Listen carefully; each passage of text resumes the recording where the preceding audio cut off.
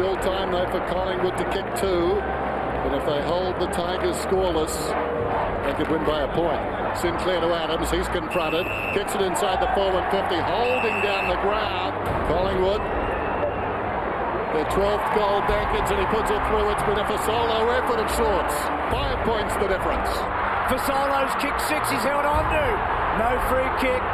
Floston away. Is that deliberate? It is. One last roll of the dice. Sets it up. One mark.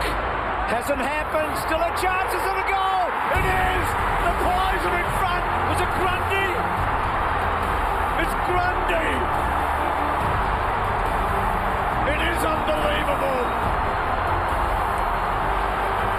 Hansen needs to kick it quickly. Inside the forward 50. Siren's gone. It's all over. Collingwood have snatched one. A remarkable comeback.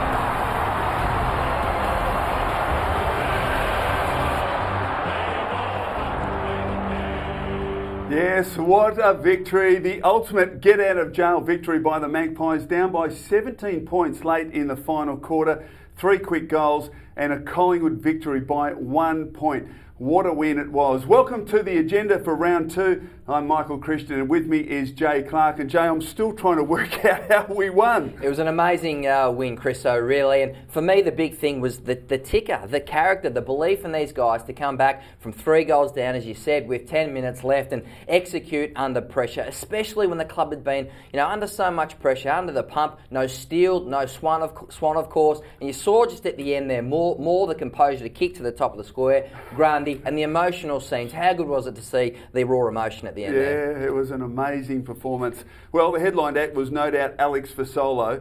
6 goals, had a hand in 10 score involvements. He was quite simply outstanding. Well, he was the most damaging forward. You could tell they sent Rance to him to try and shut him down. It's a big opportunity here for Alex Fasolo with Jamie Elliott out. Look at that fly. What a magnificent leap, even after the knee injury last week. And he's taken his chance by the scruff of the neck. Absolutely dominated this game inside forward 50. And for me, Chriso, he's adding tricks to his game. What a clean pick up there. He's not just that lead up forward anymore. He's got a more all-round game. Yeah, he has, and we're going to show some highlights later in the Monday Moments about his ability to chase down and tackle and hold the ball in the attacking 50. And as you say, I reckon he's become a much more complete player in season 2016. Well, if he was good, I've got to say not too far behind him was Ben Reid in his first match for the year.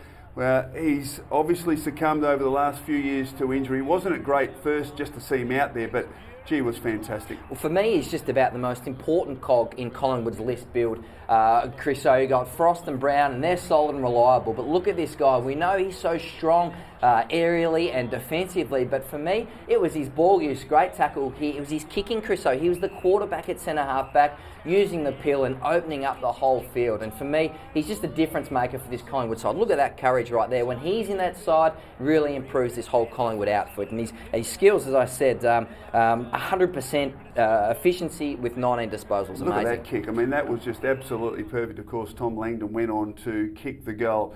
Well, as we know, it wasn't all about the smooth sailing for the Magpies. The area that we certainly need some attention, Jay, is the stoppages.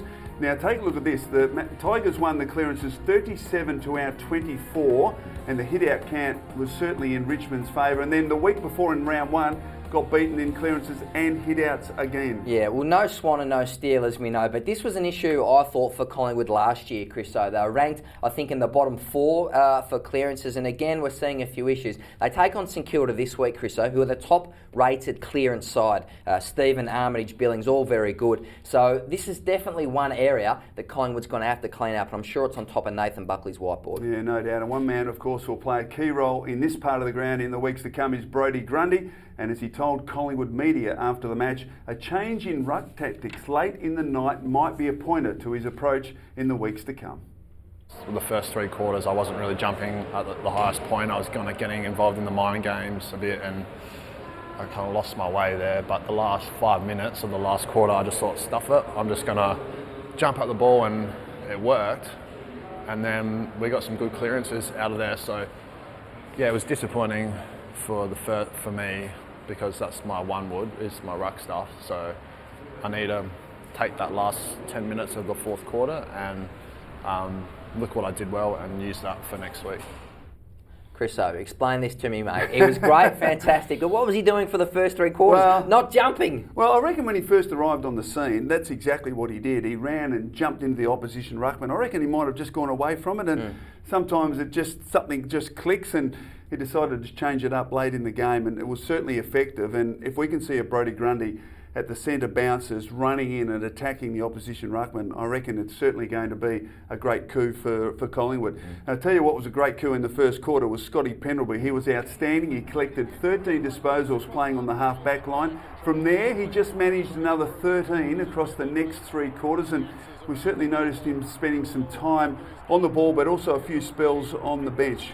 Well, there was a report during the week, Chriso, that Scotty was under a bit of duress. I'm not sure what the case is there, but I think it's underrated just how tough this guy is. Look, there's no doubt the Tigers targeted him physically all night. We often talk about how graceful, element, skillful, all that sort of stuff, but for him to even be out there on Friday night, I thought was massive. As you said, a bit of time off half-back, a bit of time on ball, but I just think his ability to even be out there in the first place was sensational. Adam Treloar, he was great last weekend, Chriso, and tonight on Friday night, he just absolutely continued that form. For me, he adds that dynamic edge, that breakaway speed. What we will look at for an improvement from is his polish. So his kicking skill hasn't quite been there yet. I think we can see an improvement. Harsh, well, I just think his kicking efficiency was probably a little bit down. I don't mean to stitch you up there, Adam. You have been fantastic, but I think he can get better, is my point. Well, that's scary then. Yes. That is absolutely scary. All right, time now for our Monday moments. Away you go, mate. This absolutely got me out of my chair on a Friday night, Chris. So we want to see the spectacular fly from Darcy Moore. This is a guy in his 11th game, flying 3 deep from the pack, second year, fantastic. For solo crumbs, unselfishly spots up Grundy. What's he doing on his own there? Who kicks the goal, his first of the night. So Darcy Moore, just a fantastic effort. But look at James Aish here, Chriso. How courageous is that from a guy? He had some nervous moments early in the match. Fantastic courage. He knew the freight train was coming. Absolutely poleaxed. Well done, James Aish. Yeah, absolutely. What's your Monday moment? Well, my moment came at a critical time in the final term, and we talked earlier about Alex Fasolo and the 6 goals and all these score involvements, but look what he did here. He ran 40 metres to spoil the ball away from Hunt. He gathered, then he had to hold the ball in as 2 Richmond players tried to get it off him. The ball spills out now to Adams. Now, watch Adam Treloar here. Now, this is something that hasn't been highlighted. The ball comes to ground. Now, he wrestles the ball off Miles. It's tied up there, but he wrestled it away, got it to Aish, and a lovely little finish by James Aish for a goal at a critical moment deep into the final term. So that was an absolute beauty. A whole range of players involved in that.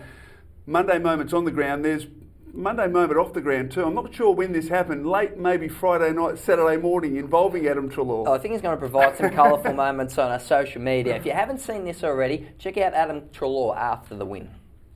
Premiership's a key for the good old Collingwood. Woo! Go the Pies.